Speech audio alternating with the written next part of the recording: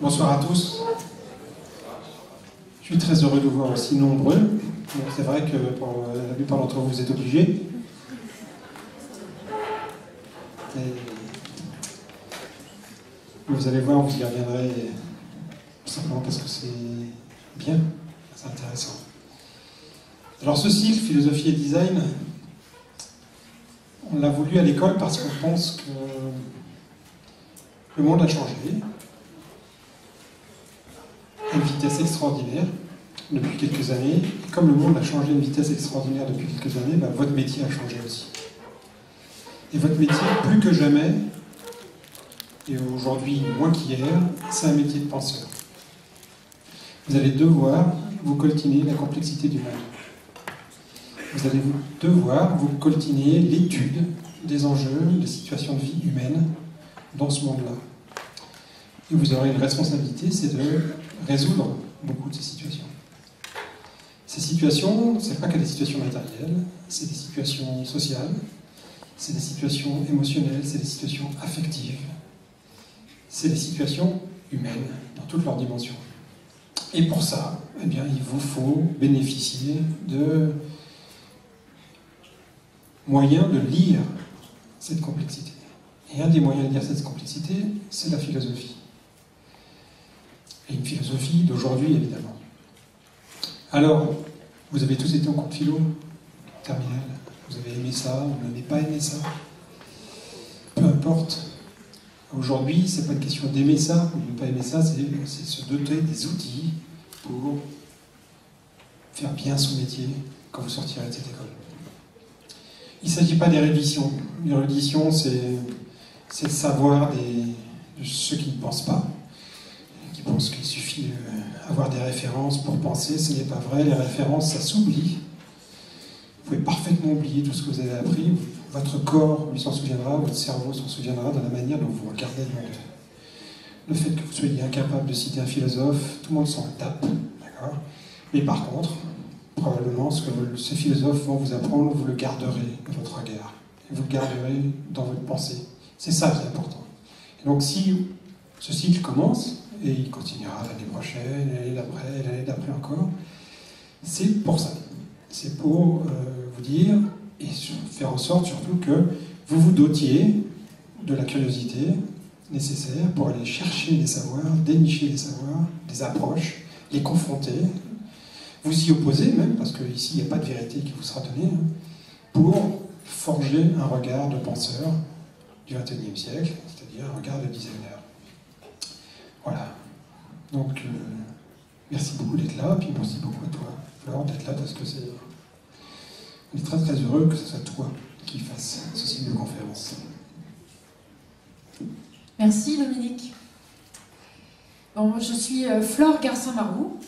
J'interviens depuis 2 ans dans l'atelier mémoire auprès des 4e et des 5e années, et donc dans l'équipe de David Ferré, dans l'équipe d'écriture. Et depuis 2 ans, donc, moi j'ai une formation de philosophie. J'ai une thèse en philosophie, j'ai travaillé sur un philosophe du XXe siècle qui s'appelle Gilles Deleuze, et qui a écrit avec Félix Guattari, qui était aussi un philosophe et un psychanalyste. Donc moi j'arrive de la philosophie, et puis par un hasard heureux, je me suis retrouvée à Stratt. Et donc j'ai dû faire le lien entre la philosophie et le design, avec les étudiants au fur et à mesure du suivi mémoire. Et donc depuis 2 ans, je me suis évidemment aperçue que les liens étaient nombreux et évidemment très riches, et que l'exercice de ce mémoire que vous aurez à faire, ou que vous êtes en train de faire pour certains, en 4e et 5e année, eh bien, il est fondamental pour justement vous apprendre à vous repérer au milieu des pensées contemporaines, et surtout articuler ces pensées contemporaines avec votre préoccupation première, qui est le design.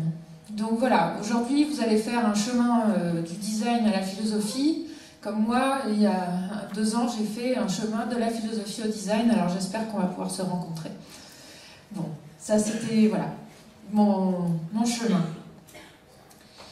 J'ai choisi d'intituler cette première séance « Y a-t-il une philosophie du design ?» Parce que cette question-là, elle n'est pas évidente. En fait, la recherche en design en France, elle est plutôt en retard par rapport à la recherche dans les pays anglo-saxons. Et c'est ce qu'on appelle aux États-Unis ou en Angleterre les design studies. Et en France, ça bouge, ça travaille. Mais c'est vrai que la philosophie du design en France, elle en est encore assez balbutiement. Et du coup, sa légitimité, son existence n'est pas encore véritablement établie. Donc aujourd'hui, j'aimerais voir avec vous, je pense que je vais parler pendant une grosse heure, et puis j'aimerais aussi discuter avec vous ensuite pour vous demander si, selon vous, il pourrait y avoir une philosophie du design. Dans la petite introduction que j'avais rédigée pour cette séance-là, je me demandais donc, je posais ces termes-là, on va partir ensemble de cette idée-là. Donc, comme a dit Dominique, le design témoigne d'un changement de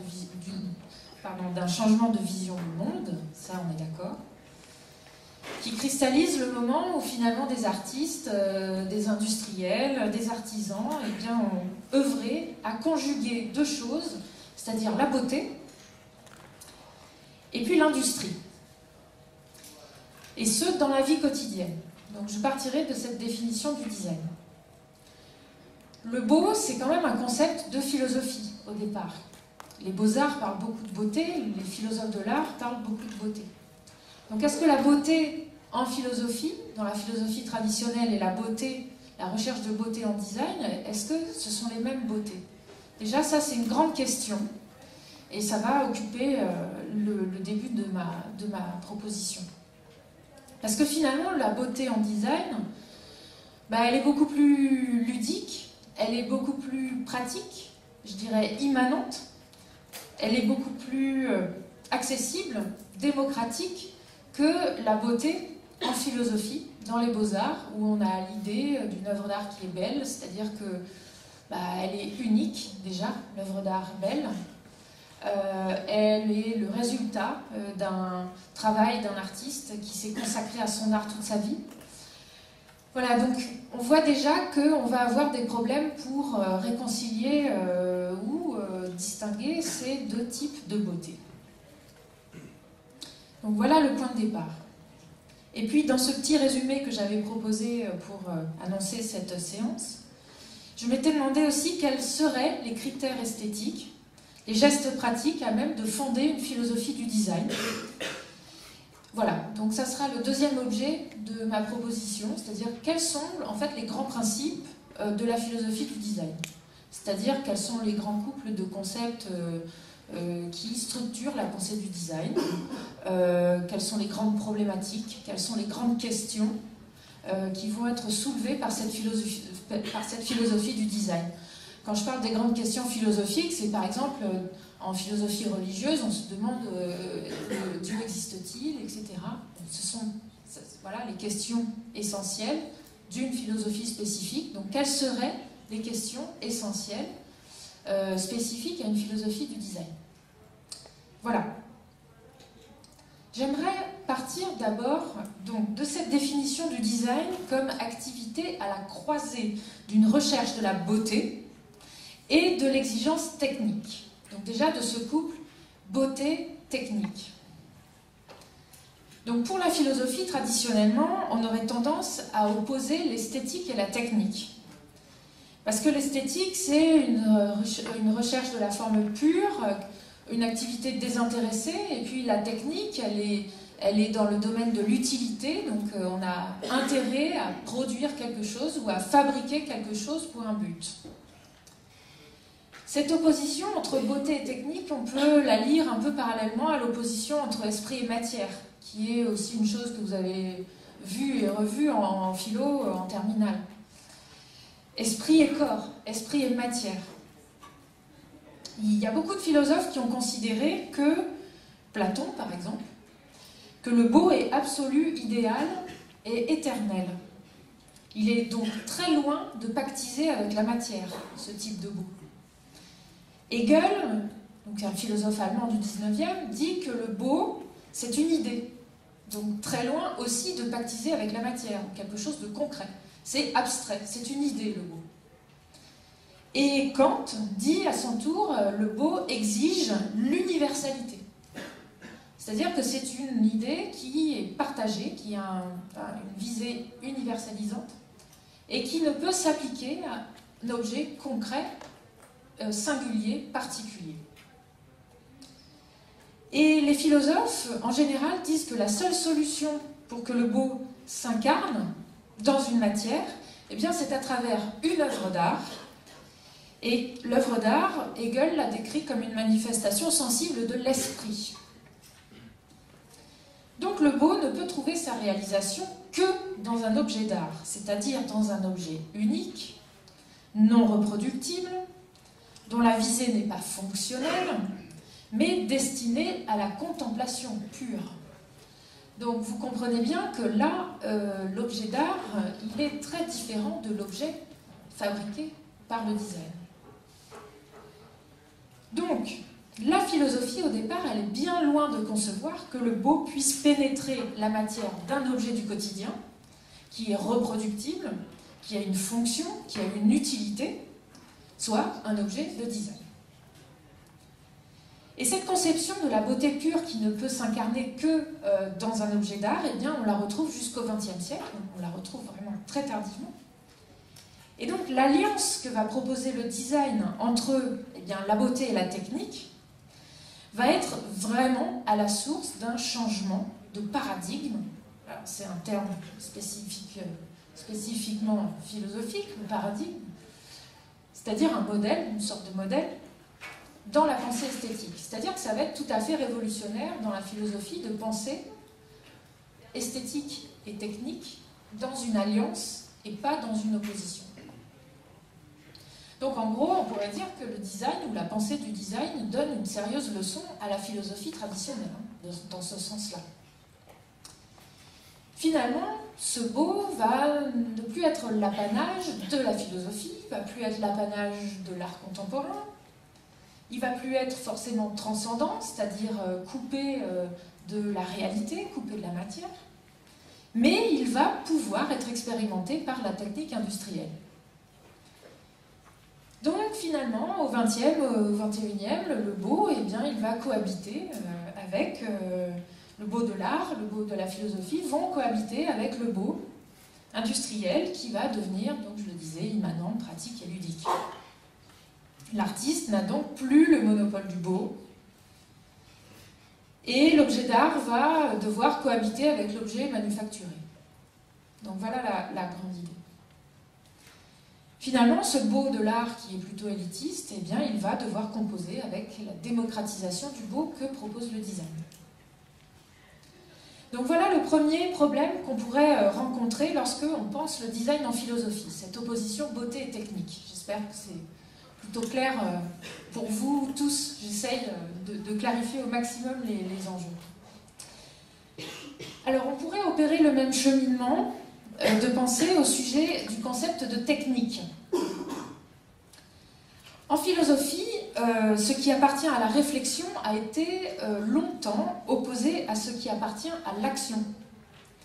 C'est-à-dire qu'un philosophe qui pense n'est pas un philosophe qui agit. Au départ, les choses étaient très séparées. Quand je dis au départ, je me réfère souvent à Platon ou à la philosophie antique, philosophie grecque, où l'idéal de contemplation est vraiment opposé à un philosophe qui pourrait s'occuper des choses, des actions, des choses de la vie.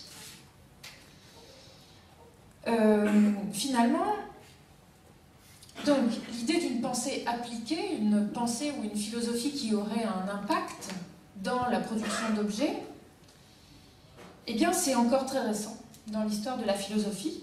On voit apparaître cette idée dans le XXe siècle, au cours du XXe siècle. Par contre, la technique et l'objet ont été des sujets qui ont été souvent traités par les philosophes bien avant le XXe. Mais souvent pour dénoncer les imperfections de la technique ou les imperfections de l'objet, puisque l'objet, c'est un peu la matérialisation d'une idée pure, d'une forme pure, qui serait production de l'esprit. Finalement, le philosophe, longtemps, il a considéré que ce qui n'était valable, c'était les productions de l'esprit, pures, conceptuelles, et que les productions humaines, matérielles, étaient à un degré moindre que ces productions de l'esprit. Je cite le philosophe allemand Heidegger, qui dit que la technique travaille à une pénurie de l'être.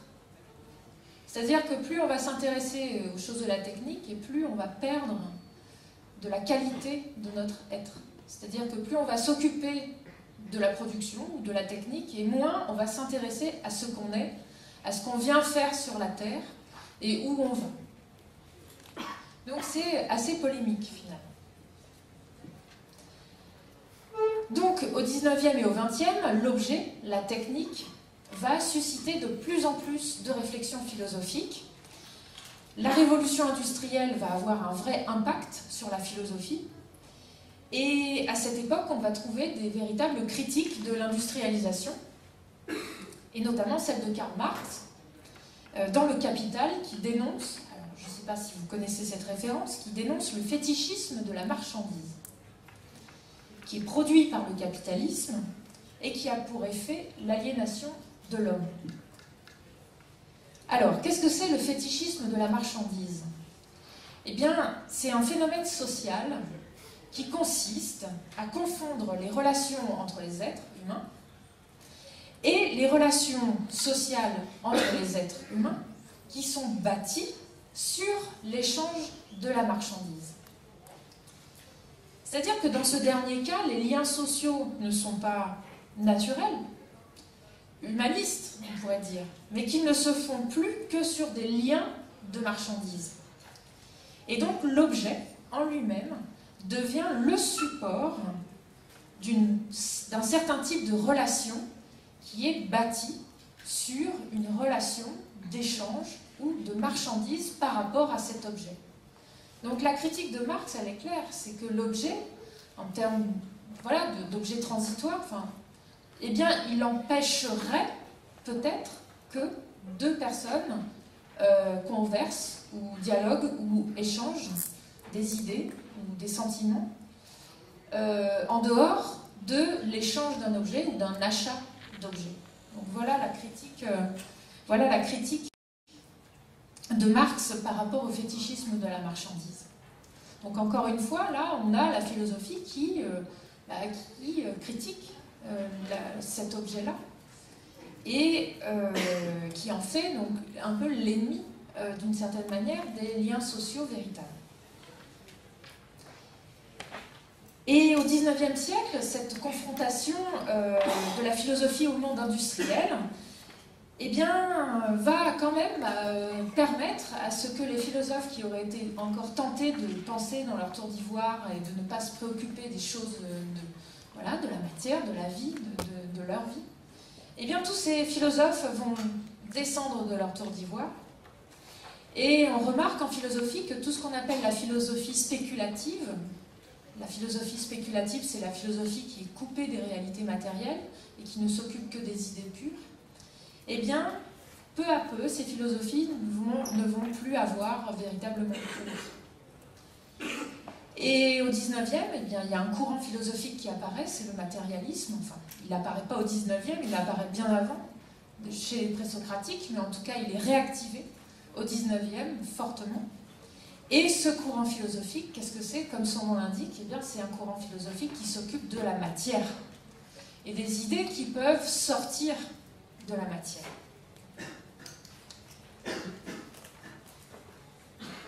Pour le matérialisme, c'est la matière qui construit la réalité. Ce ne sont pas les idées pures, par exemple le beau avec une majuscule, le bien avec une majuscule, des idées finalement qui nous viendraient d'une divinité ou de structures anthropologiques qui seraient un peu extérieures à nous. Non, les idées, elles viennent d'en bas, elles viennent plus d'en haut dans le matérialisme. Ça, c'est une idée intéressante et importante, et évidemment qui détermine aussi notre manière de penser aujourd'hui au XXIe siècle. Ce matérialisme, en philosophie, on l'oppose à l'idéalisme. L'idéalisme, c'est un courant qui donc, considère que les idées viennent d'en haut. Alors après, qu'est-ce que c'est le en haut? C'est le Dieu, c'est... Platon dit que ce sont les idées pures, c'est-à-dire voilà, les idées morales qui gouvernent nos pratiques et nos conduites. Mais voilà, c'est la matière qui conduit nos actions et notre pensée. Donc au XXe siècle, la philosophie, elle devient vraiment plus concrète, plus appliquée. Et par exemple, Sartre, que vous connaissez, qui est le fondateur de l'existentialisme au XXe siècle, eh bien, il se situe évidemment par rapport à ce matérialisme du XIXe. Et il dit que l'homme n'est pas qu'une pensée, mais l'homme est aussi un fer libre. C'est son expression, je le cite. Donc l'homme n'est pas qu'une pensée, mais un fer libre. C'est-à-dire que l'homme ne se définit plus forcément que par rapport à sa pensée, à sa capacité à produire des abstractions, à réfléchir sur le monde, mais le philosophe est aussi celui qui se réalise par ses actions et par son action par rapport à la matière et par rapport à une interaction qu'il a avec le monde et avec ses contemporains, etc. Par rapport à sa réalité. Et il ajoute que le philosophe, non seulement donc, produit des concepts, mais ne se réalise que par des projets, que par des œuvres. C'est-à-dire que penser comme ça en l'air, avoir des idées ou des opinions un peu sur tout, c'est pas ça la philosophie. Pour lui, la philosophie doit avoir un impact sur le monde, doit avoir un impact sur la matière ou sur les relations sociales. Là, on trouve un exemple de philosophie appliquée. Par exemple, Sartre est vraiment le propagateur de l'idée de l'homme engagé, de l'intellectuel engagé, qui va non seulement écrire des livres de philosophie, mais également prendre des positions contre certaines guerres ou donner son avis, agir, manifester, écrire des pamphlets, participer à des réunions politiques. Donc, avec cet existentialisme de Sartre, il y a encore une volonté d'appliquer la philosophie à la réalité. Donc je cite Sartre, « L'homme n'est rien d'autre que son projet, il n'existe que dans la mesure où il se réalise, il n'est donc rien d'autre que l'ensemble de ses actes, rien d'autre que sa vie. Un homme s'engage dans sa vie, dessine sa figure, et en dehors de cette figure, il n'y a rien. » Donc Sartre oppose vraiment ici la vie, l'impact, la liberté de choix que nous avons dans nos vies, et une pensée pure, plus traditionnelle en philosophie, qui n'a pas de réel impact dans la vie. Donc voilà à large trait comment la philosophie et le design partent avec des différences irréconciliables. Donc rappelez-vous cette opposition entre beauté et technique qui est problématique, entre idée pure et matière qui est problématique.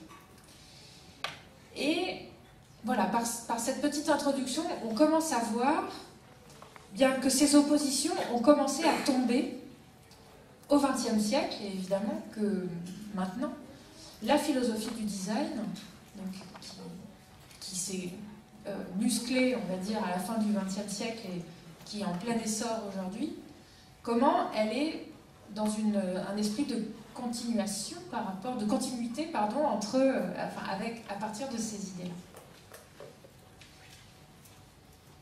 Maintenant, j'aimerais voir avec vous comment la réconciliation entre la philosophie et le design a pu avoir lieu au XXe siècle. Et on pourrait dire finalement que plusieurs courants philosophiques ont préparé le terrain à une éventuelle philosophie du design. Et tout d'abord, il faudrait parler de l'influence socialiste, l'influence de la pensée socialiste. Alors je m'explique. On fait un retour au XIXe siècle, et en fait, en 1849, le design est pour la première fois employé en tant que discipline nouvelle, qualifiant donc une production industrielle, associant la fonction, la décoration et l'intelligence, pour le dire très vite. Toujours dans cet esprit de faire converger les arts et l'industrie. Et face à l'industrialisation massive qui a lieu en Angleterre, eh bien, les artistes, les intellectuels, les artisans vont nourrir beaucoup de méfiance à l'égard de ce phénomène, cette industrie. Et donc, dans son combat, le socialisme va combattre ces aspirations industrielles. Mais en Angleterre, les choses ne vont pas être aussi tranchées. Et on va trouver des personnalités qui vont vouloir renverser la donne, faire que l'industrialisation ne soit pas quelque chose à critiquer, du moins à rejeter, mais ils vont défendre une certaine idée de l'industrialisation en commandant en fait à des amis artistes qui avaient du mal à vivre de leur art, et donc en commandant des travaux d'artisanat à ces mêmes artistes, voilà, en décorant du mobilier ou voilà, des objets de la vie quotidienne.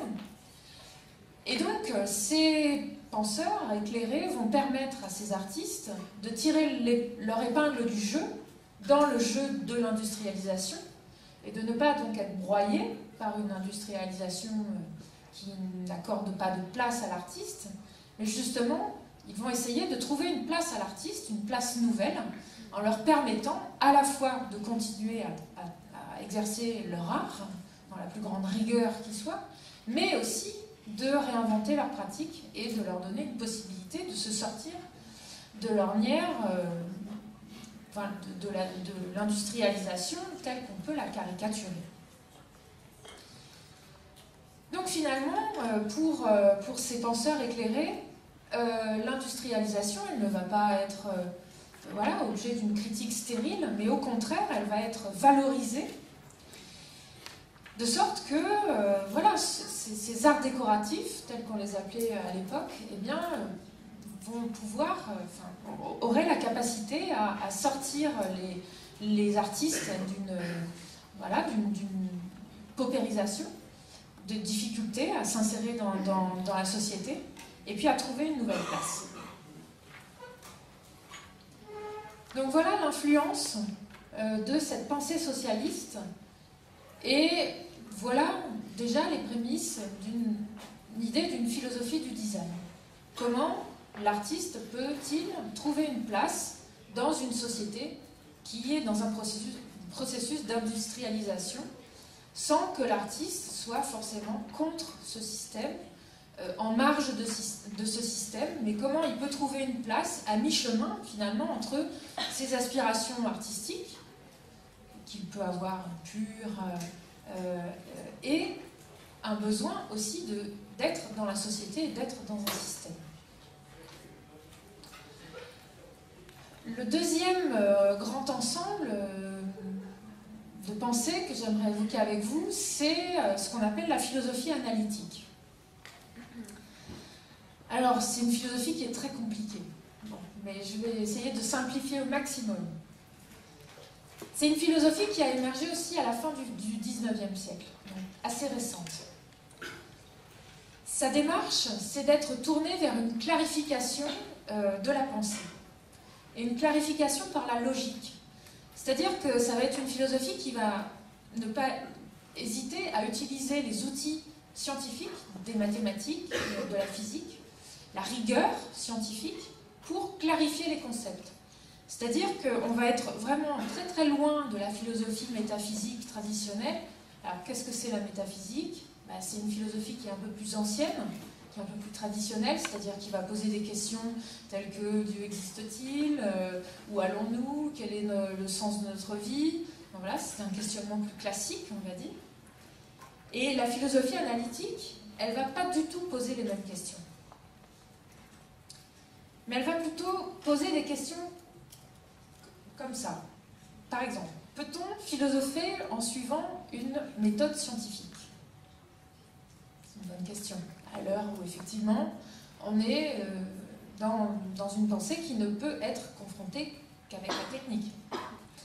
Autre question possible, peut-on gagner en rigueur en procédant par la logique dans un raisonnement philosophique ? Autre question possible, est-ce que la philosophie n'est-elle pas elle-même de la logique? Est-ce que la philosophie n'est-elle pas elle-même de la science? Le plus connu des philosophes analytiques, c'est un Autrichien qui s'appelle Ludwig Wittgenstein. Et c'est un philosophe qui est mort en 1951, pour vous donner une idée chronologique. C'est le représentant le plus connu de ce courant-là. Et aussi, ce qu'il faut savoir, c'est que ce courant-là est très présent dans les mondes anglo-saxons. Il est très étudié, mais par contre, en France, il est très à la marge. Par exemple, les laboratoires de philosophie analytique dans l'université française sont quasi nuls.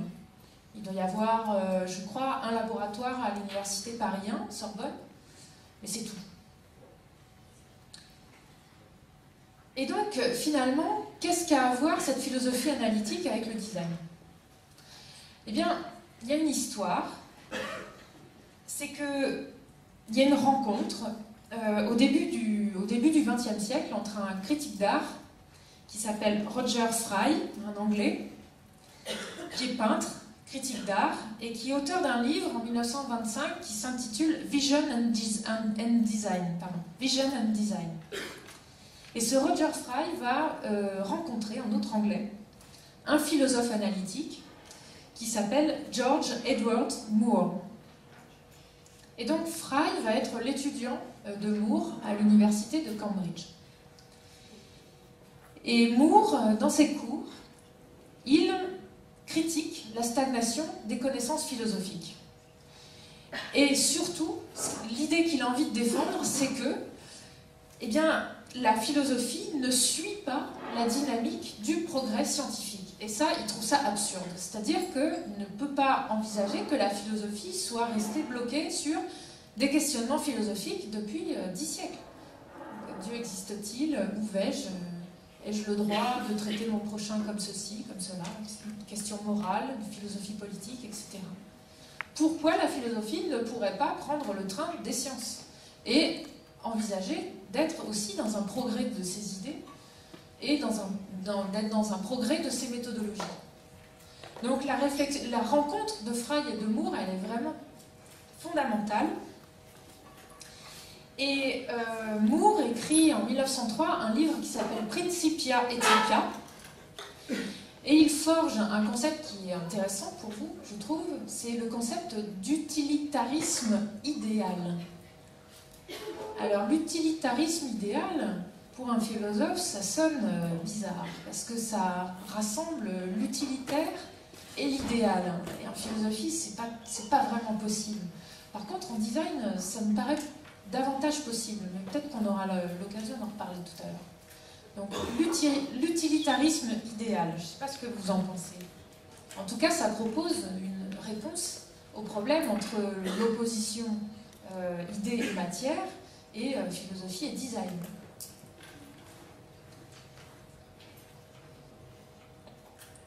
Et puis, donc, la troisième philosophie qui pourrait être la base d'une philosophie du design, eh bien, c'est la philosophie pragmatique. Pareil, la philosophie pragmatique, c'est une philosophie assez récente. Et je voudrais attirer votre attention notamment sur un philosophe qui s'appelle John Dewey. Alors, comment ça s'écrit? Dewey, c'est D-E-W-E-Y. John Dewey. Et notamment son livre qu'il a écrit en 1934 qui s'appelle L'art comme expérience. Alors ça, c'est un fondamental. Il faudra le lire un jour. Et donc, John Dewey, il élabore une philosophie pragmatique de l'art. Et voilà ce qu'il dit. Donc, alors que la tradition philosophique oppose l'objet d'art à l'objet utile, ça, on l'a dit en introduction, tout le monde a compris, je pense, eh bien, Dewey montre que cette distinction est nulle et non avenue. Et il se sert d'un concept fondamental qu'il appelle l'expérience. Et avec l'expérience, il montre qu'il est possible de nouer un lien entre l'ordinaire et l'artistique. Et il montre de quelle manière on peut penser l'art dans nos vies quotidiennes. Donc, dans l'art comme expérience, Dewey, il cherche à dénoncer cette coupure traditionnelle que la philosophie fait entre art et vie quotidienne, objet d'art et objet utile. Et il soutient quelque chose d'assez simple, c'est que finalement, dans notre vie quotidienne, on peut être tout à fait confronté à de la beauté, à de l'esthétique, et que justement, si on affûte son regard par rapport à des situations quotidiennes qu'on vit tous les jours, nous-mêmes, eh bien, à partir de ces expériences quotidiennes, on peut en tirer des idées, et on peut en tirer des idées esthétiques ou artistiques. Et ça, j'imagine que le regard du designer, il a à voir avec ça quand même. Donc, pour Dewey, des objets issus de la production industrielle, eh bien, peuvent donner des expériences esthétiques, au même titre qu'un objet d'art. Donc il n'est pas du tout dans une acception de l'art élitiste, mais justement, voilà, c'est une démocratisation des expériences esthétiques que chacun peut faire dans sa propre vie. Et la philosophie pragmatiste et le design ont, je crois, un grand point en commun, c'est qu'ils ont cette même utopie d'apporter une plus-value à nos gestes du quotidien.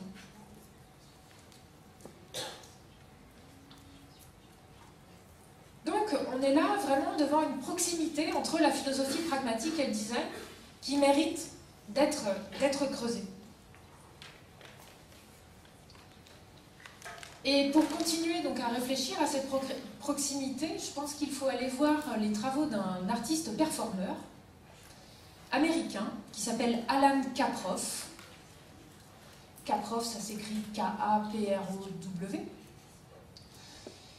Et ce performeur américain, il est né en 1927, il est mort en 2006. Donc tout ça, c'est très récent. Et donc Caproff, il n'utilise pas le concept d'expérience comme Dewey, mais il utilise le concept d'activité. Ce sont les activities. Alors en quoi consistent-elles ces activités?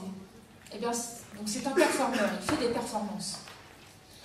Donc il ne fait pas des happenings, il fait pas, aujourd'hui on appelle ça des flash mobs ou des choses comme ça. C'est-à-dire qu'il n'organise pas des événements et puis si vous passez par là, vous pouvez regarder l'événement qui est en train de se faire. Lui, c'est pas ça. En gros, ça ne l'intéresse pas de créer un événement et puis de nous mettre en situation de spectateur. Lui, il crée des activités. Et comment il crée des activités? Eh bien, il donne à chaque fois aux participants qui sont là une notice et le participant va devoir réaliser lui-même l'action. En gros, ça serait un flash mob participatif, on pourrait dire. Et l'intérêt des performances de Caproff, c'est que véritablement, on va être, si on est là, on va être inclus dans cette activité-là, que nous-mêmes, nous allons être dans l'expérience d'un geste quotidien, une mise en œuvre d'un geste du quotidien. Donc ce que j'aimerais vraiment vous dire, c'est que les activités, elles ne mettent pas à l'extérieur de l'activité, mais à l'intérieur de l'activité. De la même manière que Dewey nous disait que l'expérience, elle n'est pas intéressante quand on la regarde de loin, mais quand on y prend part. Et ça, c'est une posture de philosophie et c'est une posture de design. Où est-ce qu'on est par rapport à la réalité? Où est-ce qu'on est par rapport à ce qu'on est en train de regarder et ce qu'on est en train de faire? Est-ce qu'on est dans ce qu'on regarde? Est-ce qu'on est dans ce qu'on est en train de faire? Ou est-ce qu'on est à l'extérieur? Voilà. Donc, je vais très vite, mais ce sont des références que vous pouvez aller creuser. Et voilà, comme ce performeur s'est nourri de Dewey, de la philosophie pragmatique, je crois qu'un designer a tout intérêt à aller faire quelques incursions par là.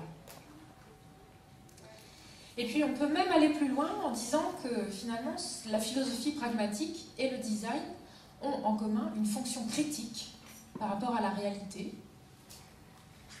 Une fonction critique, c'est-à-dire on pose un regard critique par rapport à notre quotidien, on observe, chaque chose dans notre vie, on essaye de l'objectiver, de le comprendre, de l'analyser, et puis éventuellement de le transformer. Et le design, comme la philosophie, donc, est en mesure de critiquer la réalité en analysant les expériences du quotidien et puis en proposant d'autres configurations possibles dans une volonté d'améliorer le monde. Ça, c'est quelque chose dont on parle beaucoup avec les étudiants qui sont en train de travailler sur leur mémoire. C'est-à-dire, j'observe la réalité, j'identifie les problèmes et puis à la fin, je propose d'autres chemins possibles, d'autres hypothèses, d'autres pistes possibles. J'en arrive au troisième mouvement de cette proposition. C'est la question, est-ce qu'une philosophie du design a-t-elle déjà été formulée ?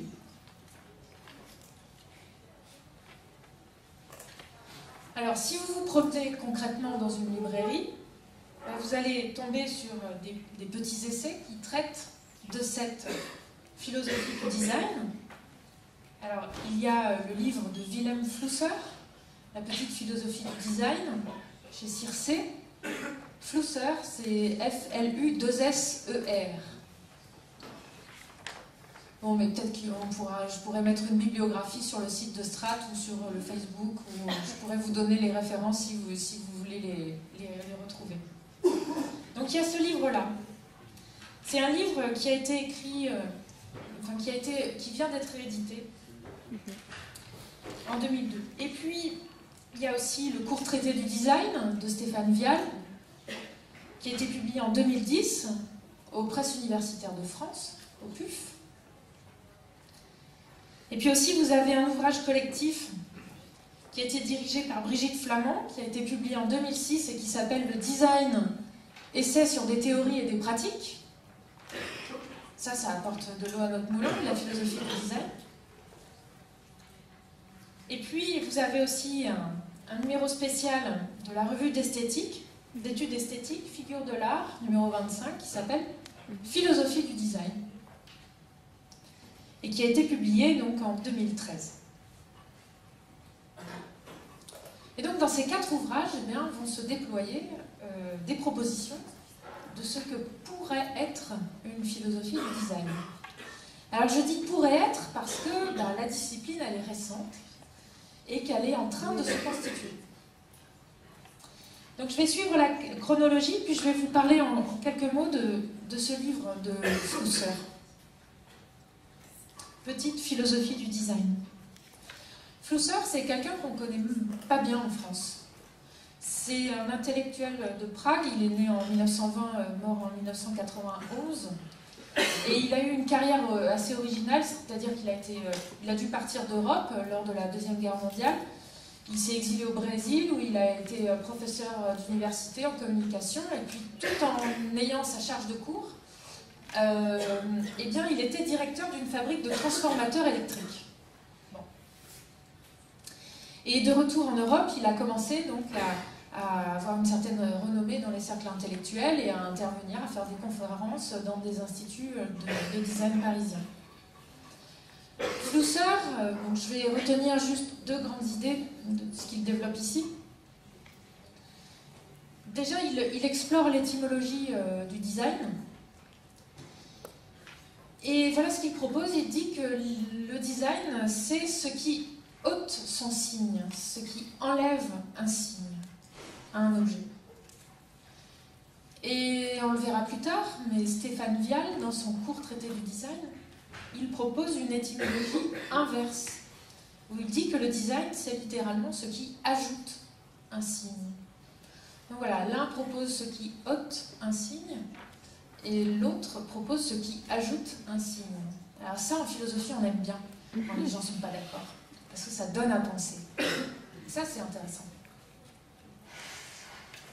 Et puis, la deuxième idée que je voudrais retenir de ce livre de Flusser, c'est qu'il dit que le design est lié à la ruse et à la perfidie. Je pense que certains d'entre vous l'ont peut-être lu, ce livre.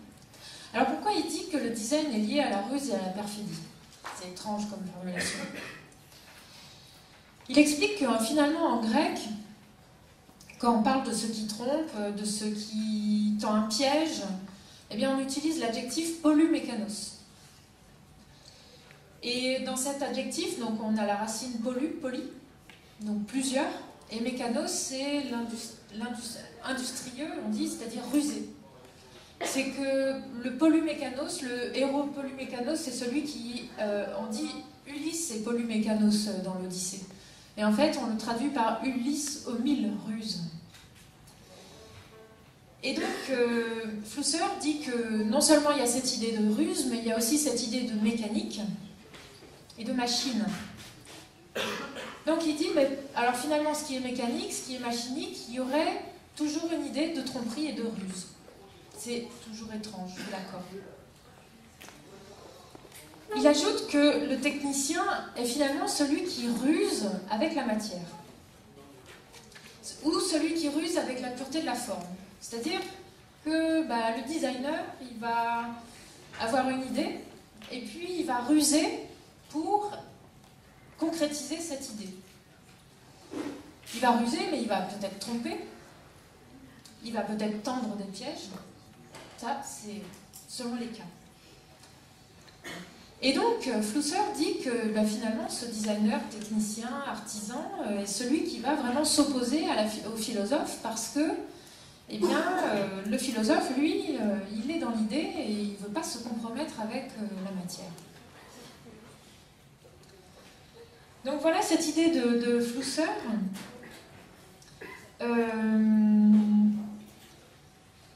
Flusser, en fait, il réfléchit vraiment à l'héritage platonicien.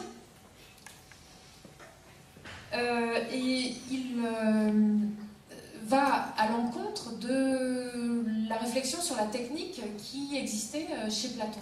Alors, je vous ai fait un très très bref résumé, j'espère qu'il sera clair. Donc, je vous l'ai dit, Platon, déjà, c'est un idéaliste, c'est-à-dire qu'il fait une absolue confiance dans les idées, c'est-à-dire que toute son interprétation du monde, elle va partir des idées, elle va partir d'en haut, elle ne va pas partir d'en bas. Et du coup, Platon considère que tout ce qu'on va fabriquer, tous les objets, vont être des pâles copies de ces idées pures, de ce qui nous arrive d'en haut. Et en fait, à chaque fois, il dit que fabriquer, produire des objets, c'est une manière de se compromettre. Parce qu'on travestit les vérités, les idées pures, et on les fait s'incarner dans la matière. Et ça, Platon ne peut pas l'envisager. Du moins, il le dénonce.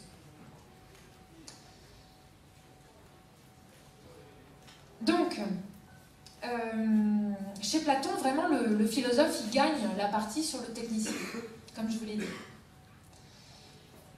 Mais en même temps, on pourrait lui rétorquer à Platon que finalement, si les idées sont l'apanage d'en haut et des philosophes, qu'est-ce que nous, on peut faire? C'est-à-dire que, est-ce qu'on n'est pas aussi responsable de trouver des moyens pour démocratiser ces idées ou de les mettre, de les faire fonctionner dans la matière et dans une réalité? Et donc Flusser, j'en reviens à lui, dit que, oui, effectivement, c'est justement la capacité de l'artisan, du technicien ou du designer, il les prend un peu en synonyme à ce moment-là, c'est justement cette capacité à se confronter, à jouer avec la matière, qui fait de lui un être qui possède la ruse et qui possède l'astuce dans un sens positif. Donc voilà le raisonnement de Flusser. Finalement, voilà, cet artisan, technicien, designer va penser, va agir pour une réconciliation de l'esprit et de la matière. Là où Platon jouait l'opposition et la séparation de l'esprit et de la matière. Donc, effectivement, on est devant un cas où la pensée du design, elle pousse la philosophie traditionnelle à se remettre en question et à reconsidérer la donne entre matière et idée.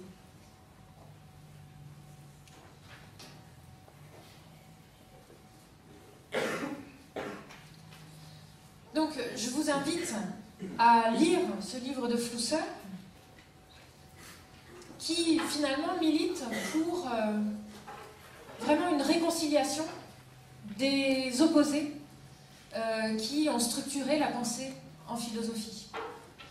Et ce qu'il faut vous dire, c'est que cette entreprise de réconciliation des opposés, des contraires, c'est véritablement une pensée, ce qu'on appelle postmoderne, c'est-à-dire contemporaine, où finalement, aujourd'hui, les philosophes ne sont plus dans des démarches d'opposition, mais vraiment dans des démarches de porosité, de transdisciplinarité, de réconciliation de concepts qui pourraient sembler être opposés.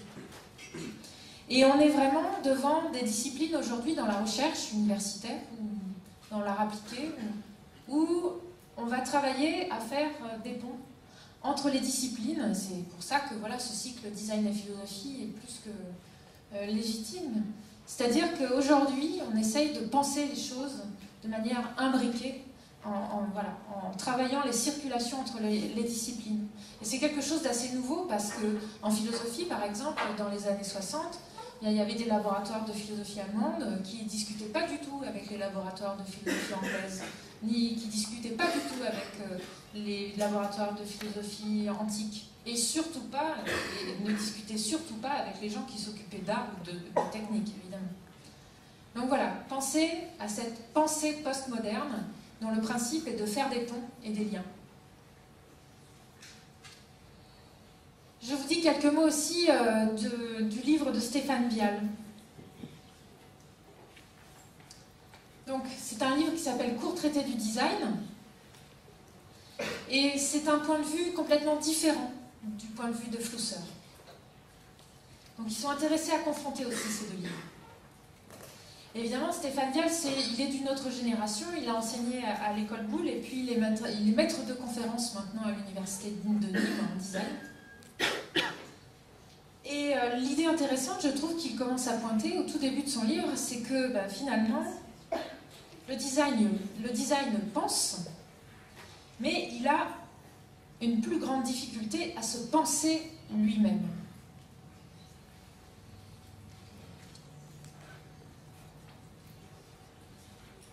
C'est-à-dire que le design, il a pu susciter des interrogations, des formulations chez des designers ou chez des théoriciens, mais il n'y a jamais eu véritablement un système philosophique qui récapitule ou qui rassemble toutes ces formulations ou toutes ces considérations.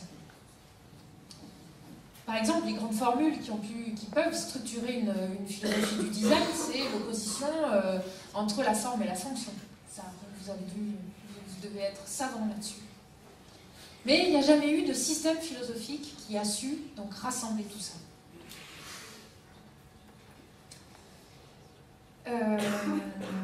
Voilà, je le cite, Stéphane Vial, le design est avant tout une pratique de la pensée, mais il n'y a pas de pensée du design. Du moins, elle est en train de se construire. Donc, quelles pourraient être ainsi les grandes lignes d'une philosophie du design ? Stéphane Vial propose que déjà le design, la pensée du design s'articule autour de trois notions, l'industrie, l'économie et le capitalisme. C'est une proposition dont on peut discuter. L'industrie, l'économie, le capitalisme.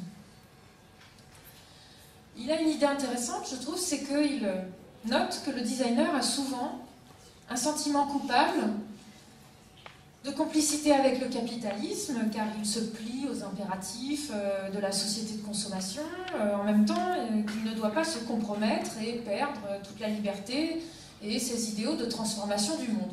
Donc il est toujours un peu ballotté entre ces deux forces.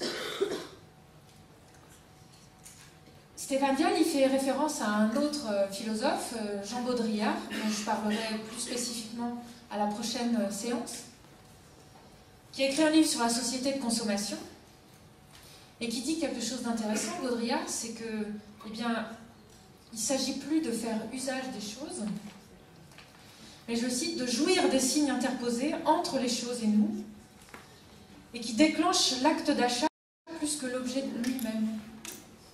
C'est-à-dire que décrit cet état de l'objet où en fait on aurait plus à travailler sur ce que déclenche l'objet ou les signes qu'il envoie plutôt que véritablement l'usage qu'on en fait. Et ça, donc c'est voilà une tension entre ce qu'on peut construire autour de l'objet, ou l'usage plus authentique qu'on peut avoir de l'objet, qui anime cette position schizophrénique. Stéphane Vial, il parle véritablement de cette position schizophrénique.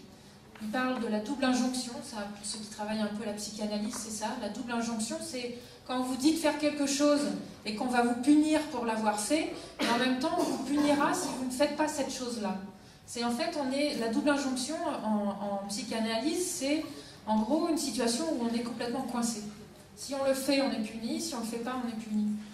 Et le designer, Stéphane Vial, il dit qu'il est là-dedans. C'est-à-dire que s'il est trop dans les impératifs marchands, on lui reprochera, et s'il est trop du côté d'un idéal éthique ou esthétique, on lui reprochera aussi. Donc ça, ça se discute, hein, mais c'est une idée qui donne à penser, je trouve.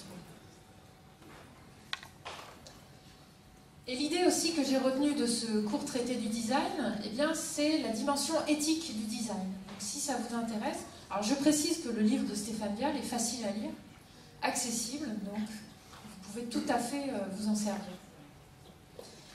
Et Stéphane Vial, il propose de mettre l'éthique au centre du design.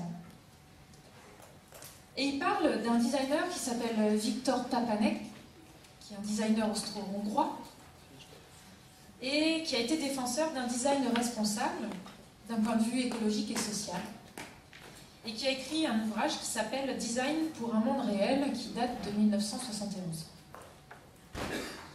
Et ce Papanek, il affirme la nécessité d'un souci éthique dans le design.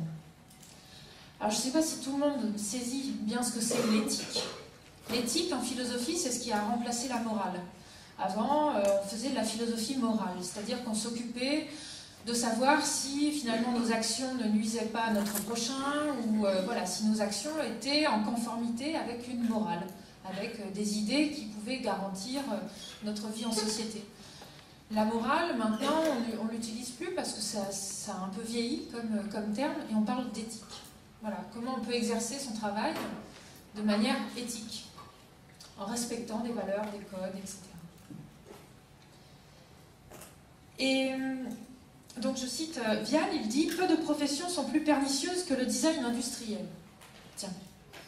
Il n'y a peut-être qu'une seule autre profession qui soit plus factice, le design publicitaire, qui persuade les gens d'acheter des objets dont ils n'ont pas besoin. Alors je ne sais pas si ça vous fait réagir, cette citation. Normalement, ça doit vous faire réagir, j'espère. Sinon, vous avez été complètement endormi par ce que je viens de dire. Mais ça, c'est une phrase dont on peut discuter. C'est intéressant et en même temps, évidemment, ça appelle à la nuance. Donc voilà, ce designer industriel, il est entre cette complicité avec la société de consommation et en même temps, il aspire à une éthique et à défendre des valeurs. Voilà, donc ce que vous devez peut-être retenir de tout ce flot-là, c'est que Flusser, dans sa petite philosophie du design, eh bien, il démontre que la ruse, voire la tromperie, est essentielle dans le geste du designer. Et Stéphane Vial, il propose que, en fait, ça soit une sorte d'authenticité éthique qui soit à la base du geste du designer. Donc là aussi, on a une double articulation et qui donne à penser.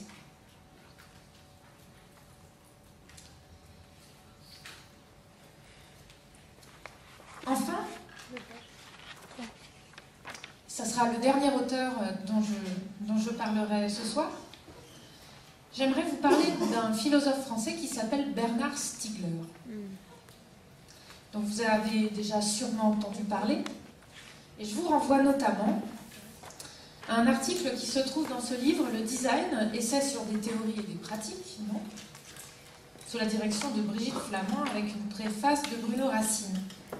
C'est un article qu'on trouve page 243, que je vous invite à lire, qui est pas facile, mais abordable.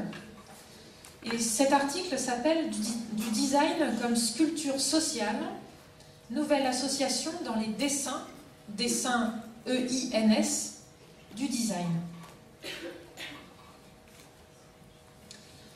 Eh bien, le design que défend Bernard Stiegler, eh bien, c'est un design éthique aussi, à visée éthique. Lui, il propose de dire que finalement, le design, il va ne pas rejeter le capitalisme industriel, mais il va essayer de se penser au-delà, ou par-delà. Et c'est comme ça qu'il va réussir à concilier les impératifs industriels et à concilier ses propres aspirations esthétiques ou ses propres idéaux.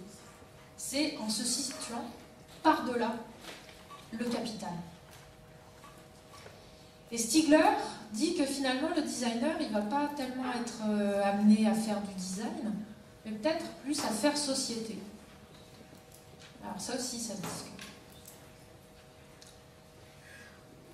Qu'est-ce qu'il appelle, le titre, c'est donc le design comme sculpture sociale. C'est étrange comme titre. Qu'est-ce qu'il veut dire par là? Qu'est-ce que c'est le design comme sculpture sociale? Ben, tout simplement, il veut dire que le design a la capacité de sculpter la société.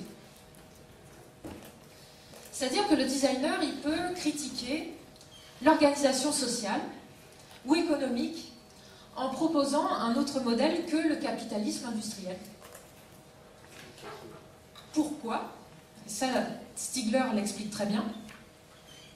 C'est que le capitalisme industriel, dans une caricature qu'on pourrait faire de ce capitalisme industriel, eh bien, il n'accorderait de valeur qu'au gain de productivité et il ne considérerait le consommateur que d'après ses désirs et que le designer a, entre autres, la charge de canaliser pour produire des objets industriels de consommation.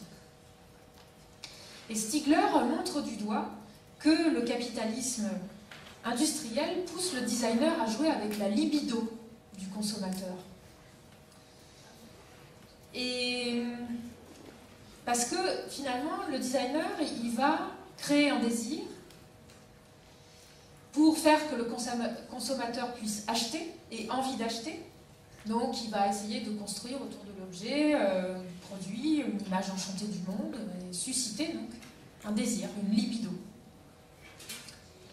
Mais Stiegler dit que ce capitalisme industriel qui est basé sur la libido des consommateurs, eh bien, c'est dangereux pour l'humain, pour les relations sociales, pour les relations humaines désintéressées qui ne passeraient pas par l'intermédiaire d'un objet industriel.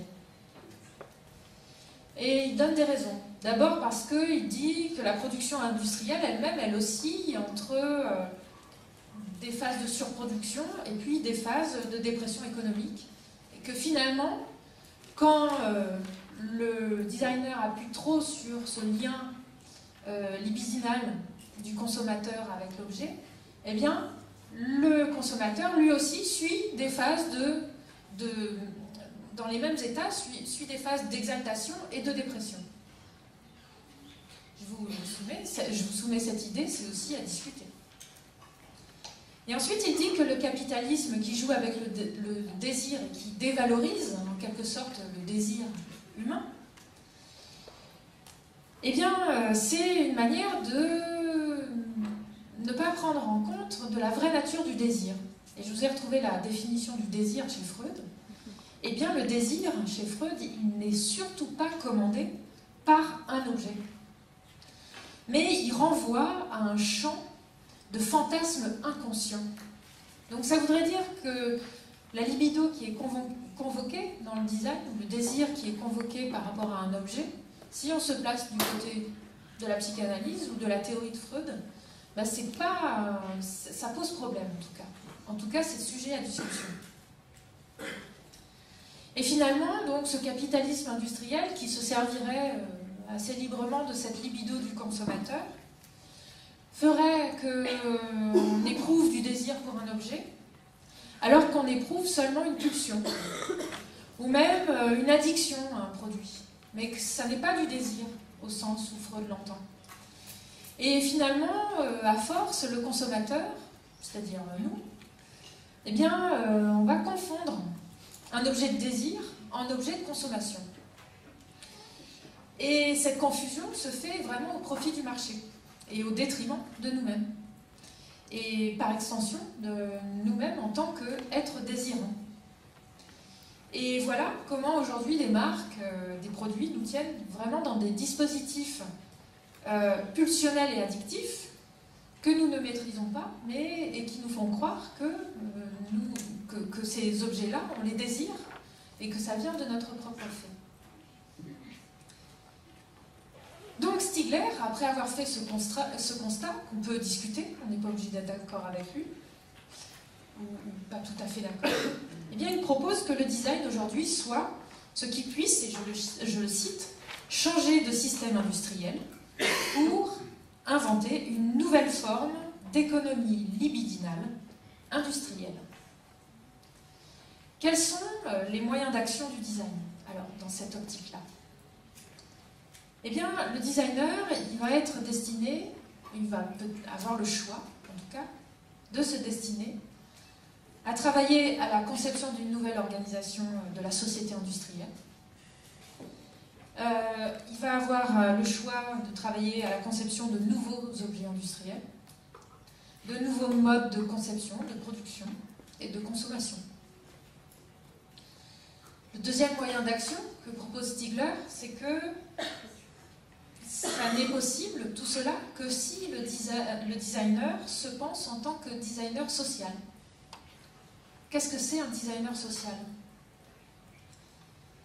Eh bien, c'est un designer qui a conscience que son travail, il n'est pas coupé des réalités sociales, économiques, politiques, géopolitiques, philosophiques. Et que toutes ces disciplines qu'on a tendance à écarter dans les sciences humaines, eh bien, le designer social, il va les ramener au cœur de son travail, au cœur de son questionnement en tant que designer, et au cœur de sa production. Et Stigler ajoute que finalement, ce designer social, il va peut-être avoir la capacité à changer l'organisation industrielle, et il précise que ça ne revient pas à une sortie du capitalisme, mais à inventer une organisation où la conception, au sens large, redeviendrait centrale.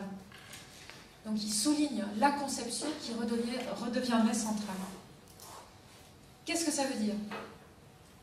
C'est que le design ne doit pas s'adresser seulement au consommateur, mais à un destinataire. Donc il change de vocable. Un destinataire à la nouvelle figure. Un destinataire de l'objet qui n'est pas seulement un usager, mais un praticien, une sorte d'amateur, écrit Stigler. Qu'est-ce que c'est un amateur? Amateur, ça vient de aimer, c'est quelqu'un qui a du désir. Mais c'est un nouveau désir, ou du moins c'est un désir qui est beaucoup plus authentique par rapport au désir que le marketing, par exemple, parfois a tendance à coller sur le consommateur. Donc voilà, plus de consommateurs, plus d'usagers, c'est chez Stigler, enfin, je brosse ça à grands traits, mais un praticien ou un amateur. Et donc cet amateur, il n'a pas des désirs qu'on a créés pour lui, mais il a des désirs qui partent de lui. Donc finalement, Stigler dit vraiment que voilà, il s'érige contre cette idée que la fonction du design serait de penser l'usage et que le destinataire de l'objet industriel serait seulement un usager. Je passe, parce que je ne sais pas quelle heure il est, mais ça va. Stigler, il dit, oui, c'est bon, j'ai plus beaucoup. Stigler soutient que c'est justement la question de l'usage en design qui empêche de penser le design. Et il explique que finalement, penser en termes d'usager, le consommateur, c'est considérer que le destinataire n'a pas la liberté de son savoir-vivre avec l'objet. De même que pour le designer, s'il produit en fonction seulement de l'usage, eh bien il n'a pas beaucoup de marge de manœuvre finalement par rapport à son savoir-faire qu'il va exercer sur l'objet. C'est-à-dire que d'un côté, le designer il va être coincé dans son savoir-faire, Et de l'autre côté, le consommateur, l'usager, l'amateur, le praticien, il va être coincé aussi dans la liberté qu'il a d'utiliser l'objet et de créer des usages avec son objet.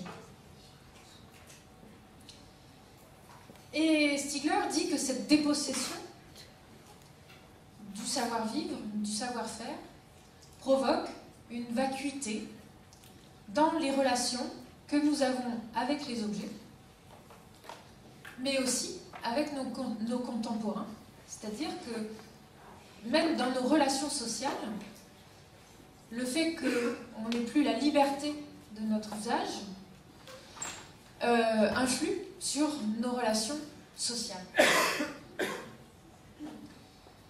Voilà, Stigler montre vraiment que cette dépossession du savoir-faire du designer et du savoir-vivre de l'usager pourrait vraiment alimenter le délitement des relations sociales, des relations humaines. Voilà, le fait que les individus finalement se parlent de moins en moins en direct comme ça et utilisent des médiations par l'écran, par Internet.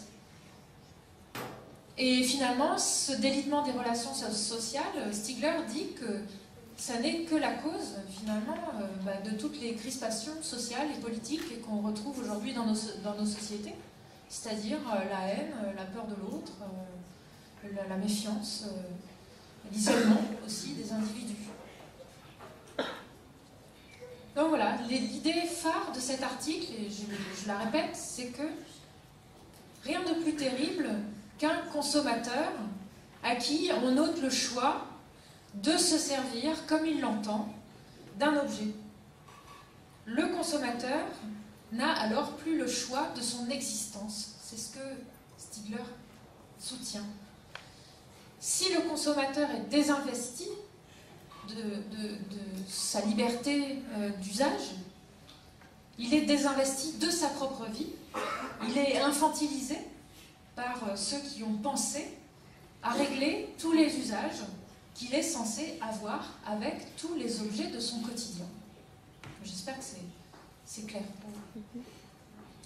Et Stigler constate que la multiplication de ces appareils bon marché qui peuplent tous nos foyers, dont on se sert tout le temps, eh bien finalement, est-ce que ce ne serait pas des appareils qui contrôlent des petits segments de nos vies quotidiennes, et que finalement ces objets dont on se sert, au lieu de nous servir, nous, est-ce qu'ils ne nous imposeraient pas un usage prédéterminé qui ne fait qu'exercer un certain contrôle sur notre vie? Et ces objets de contrôle, insidieusement, finalement, arriveraient à régler, d'une certaine manière, nos phases de vie en les rationalisant, en les calculant, en les chiffrant, en monnayant nos données personnelles. Voilà. Est-ce qu'on ne serait pas, finalement, par ces petits objets du quotidien, pour lesquels on pense, pour nous, l'usage qu'on doit en faire, est-ce que ces petits objets du quotidien ne participeraient pas à un contrôle de nos vies? Ça, c'est une question importante. C'est-à-dire que, voilà, ces sociétés de services où l'on vit actuellement s'occupent de nos vies, de nos modes de vie en commun, par les réseaux sociaux, les sites de rencontres, tous ces usages. Et est-ce que donc ces industries de services, ces sociétés de services ne seraient pas en train vraiment de déliter toutes les relations sociales et humaines, de tous les circuits de communication individuelle, voilà, que l'on pourrait vivre autrement que par ces appareils? Voilà, donc Stigler finit par constater dans cet article que se laisser gagner par cette industrie de services consiste à voir sa vie transformée par les usages qu'on nous impose et que nous laissons finalement entrer dans nos vies sans y prendre garde des choses qui nous privent de notre liberté d'usage de ces objets-là.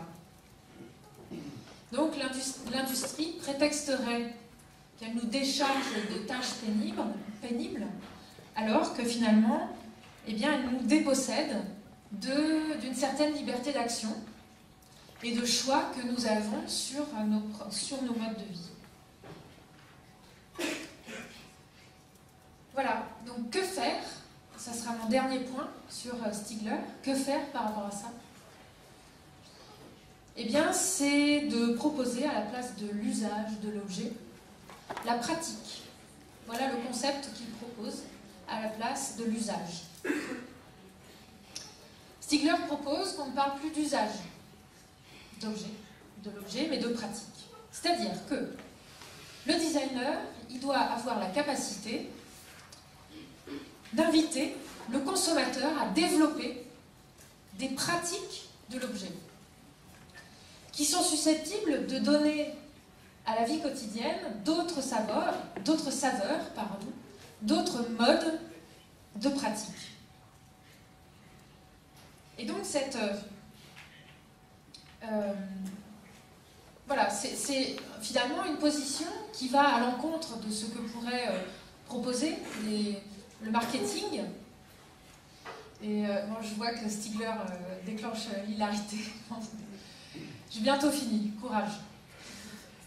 Et donc finalement, voilà, cette proposition des pratiques, chez Stigler, elle permet de penser nouvellement donc un système industriel qui se situerait donc par-delà le capital, ce sont ces mots, où finalement l'usager aurait un pouvoir d'activité, et je reprends là le terme de Kaproff, ou d'expérience, et je retiens là le terme de Dewey, dont on parlait tout à l'heure, aurait donc cette capacité à participer au mode d'usage qu'on proposerait par rapport à l'objet. Bon, je ne sais pas si je suis véritablement claire parce que je vois la fatigue se lire sur les visages. Mais voilà, je voudrais vraiment finir sur cette idée où, sur la base de la pratique plutôt de l'usage, Stigler affirme et montre comment il peut y avoir de nouveaux milieux technologiques qui peuvent être créés. Et il prend l'exemple d'Internet. Et il dit que Internet nous permet de pratiquer, d'affirmer notre puissance de pratique. Et par Internet, on pratique sa vie, on pratique les logiciels open source qui nous sont proposés. Les logiciels, on a une véritable liberté d'action et liberté de pratique par rapport à eux, c'est-à-dire qu'on peut aussi inventer la manière dont on s'en sert. La manière dont on s'en sert ne nous est pas imposée. Et donc, je conclurai sur cette idée que Stigler propose une économie participative qui est destinée à remplacer l'économie de service. Et le designer donc a tout intérêt, selon Stigler, d'aller dans le sens d'Internet, qui évidemment est à même de changer les perspectives, pour créer d'autres formes de sociabilité et un nouvel esprit du capitalisme. Donc voilà les mots de Bernard Stiegler que je prononcerai en guide de conclusion. Et puis j'aimerais déjà vous remercier pour votre attention à tous. Je sais que j'ai essayé de faire le plus simple possible, vous éclaircir les concepts. Mais voilà, si vous voulez recomplexifier ces pensées-là, que j'ai vraiment parcourues, je vous invite donc à jeter un œil sur les livres que je vous ai indiqués et on se débrouillera pour mettre la bibliographie à disposition. Et puis, j'aimerais donc finir par vous dire que le cycle continue. Chaque mois, il y a une rencontre. La prochaine donc, sera le 3 novembre. Elle s'intitulera « Penser l'objet » et la pensée de Jean Baudrillard sera centrale. Le 8 décembre, il y aura le design de nos existences. Et là, Bernard Stiegler reviendra. Et le 5 janvier, je l'ai intitulé « De l'importance des sciences humaines pour penser le design ». Ça sera un peu une séance conclusive qui sera très utile pour ceux qui n'ont pas encore commencé leurs travaux de mémoire de fin d'études.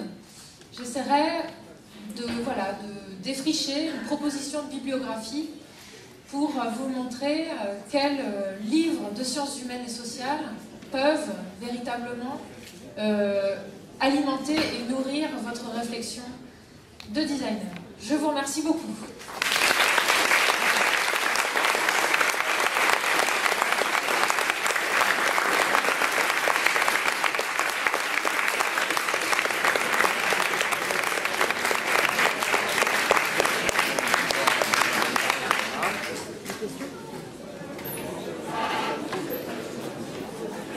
Il y a cette idée d'injonction contradictoire dont tu as parlé tout à l'heure qui me semble vraiment déterminante, quoi. Quand tu parlais, j'ai noté sur mon petit calepin, moi, que les designers étaient des sociodémocrates. C'est-à-dire que, comme les sociodémocrates, quand ils s'occupent du marché, on les accuse de traîtres. Et quand ils s'occupent de leurs idées, on les accuse de rêveurs. Voilà. Et c'est un peu la même chose. Donc finalement, les designers, c'est les sociodémocrates de la beauté. C'est-à-dire qu'ils sont condamnés à être des traîtres ou des rêveurs. Et il faut être les deux à la fois. Ça montre, à mon avis, combien la position du designer est une position politique. Définitivement politique, et je pense que c'était assez intéressant que tu finisses sur Stigler, parce que probablement c'est lui qui, aujourd'hui, et on a de la chance que c'est un Français, pense à la fois l'époque, et les enjeux de l'époque, qui sont des enjeux économiques, qui sont des enjeux industriels, qui sont des enjeux éthiques, qui sont les enjeux politiques. Et je voudrais vraiment que, sur la base de ce que vous avez entendu aujourd'hui, ce que vous entendrez en novembre, en décembre, en janvier, vous mettiez dans la tête que les raisons pour lesquelles vous êtes venus dans cette école quand vous étiez en première année, c'est-à-dire, je pense pour la plupart d'entre vous, assez simple, et je vous en veux pas, eh bien, elles vont se nourrir, elles vont devenir complexes, et que le métier que vous allez faire en sortant de cette école, c'est pas le métier que vous pensiez faire en y rentrant. Vous allez vraiment être ces acteurs sociaux dont Stigler parlait tout à l'heure, et qui transforment le monde, vraiment. Et on peut transformer le monde juste en touchant au quotidien des gens. Hein. Ça peut avoir des conséquences énormes. Je pense que la profondeur des concepts philosophiques qui vous ont été démontrés aujourd'hui, mais en même temps ancrés dans le quotidien, devrait pouvoir vous prouver ça. Voilà. Donc, est-ce que vous avez des questions encore? Pas du tout, vraiment. Si fatigué que ça. Alors, on va encore remercier Flora. Ah, une question? Je vais faire un petit commentaire, en fait, parce que par rapport à un témoignage, par rapport à 30 ans de pratique du design, en fait, en tant que designer, et c'est vrai que quand on est designer, quand on sort de l'école, on est plein de... Qui suis-je? Je m'appelle Nicolas Blondel et je dirige une agence de design qui s'appelle Axena. On fait du design industriel. Et donc quand on sort de l'école, on a bien sûr plein de grandes idées, de bons sentiments. Et puis après, on rentre dans le monde du travail. Moi, j'ai commencé dans l'industrie en tant que designer intégré. Après, j'ai créé une agence. Et en fait, après, on devient un chef d'entreprise. Et donc, quand on est designer et chef d'entreprise, on a toujours ces idéaux en tête, mais malgré tout, il faut faire tourner une boîte, on a des salariés, il faut les payer à la fin du mois, il faut faire rentrer des contrats, et parfois, effectivement, on travaille sur des projets qui ne sont pas des projets forcément très enthousiasmants ou qui débordent de bonnes idées, enfin de sentiments bienveillants, on va dire. Et ça pose quelques problèmes, effectivement. Donc, je pense qu'il faut un peu faire avec cette réalité. Alors, en fonction de son tempérament aussi, on l'accepte ou on ne l'accepte pas. Après, on est avec sa conscience pour gérer au mieux tout ça. Mais c'est vrai que dans ce métier, on a des belles surprises et puis parfois un peu des déceptions. Et puis on rencontre des gens qui sont effectivement des gens qui produisent des choses, qui développent des choses dans l'idée d'en vendre le maximum et quitte à tromper le consommateur, le client, etc. Bon. Mais on rencontre aussi des gens formidables qui ont des belles idées, une vraie éthique, et c'est un très beau métier, voilà.